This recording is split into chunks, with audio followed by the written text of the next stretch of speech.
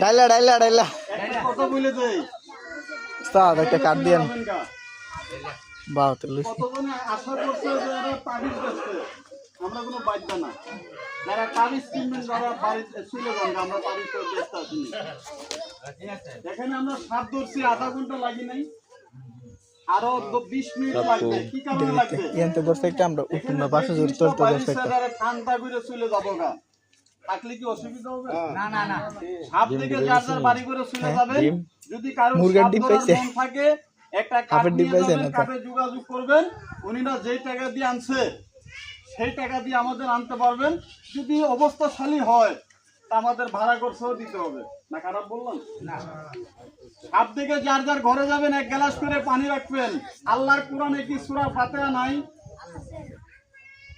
সূরা ফাতিহা বলবেন গ্লাসের পানিতে ফু দিবেন ঘরে ছিটিয়ে দিবেন জুরার সাপ টাপ পোকা মাকড় ইন্দুর আপনার বাড়িতে থাকবে না না কোন অপরাধ হইছে না ভালো হইছে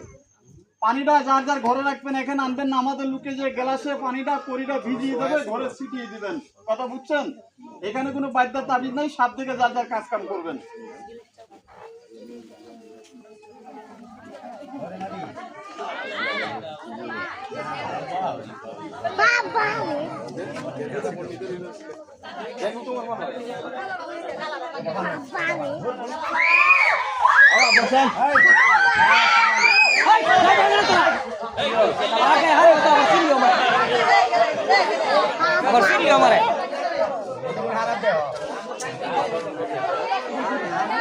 গালি সালাম সাথে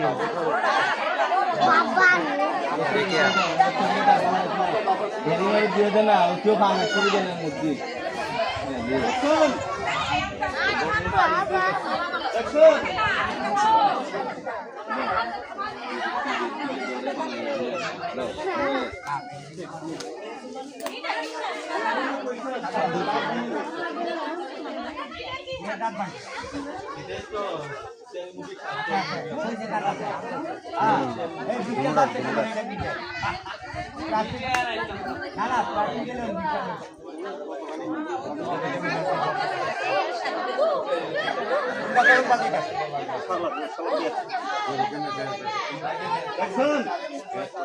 জায়গাটা ছেড়ে দেন যার যা কাজ কাম করেন এক গ্লাস করে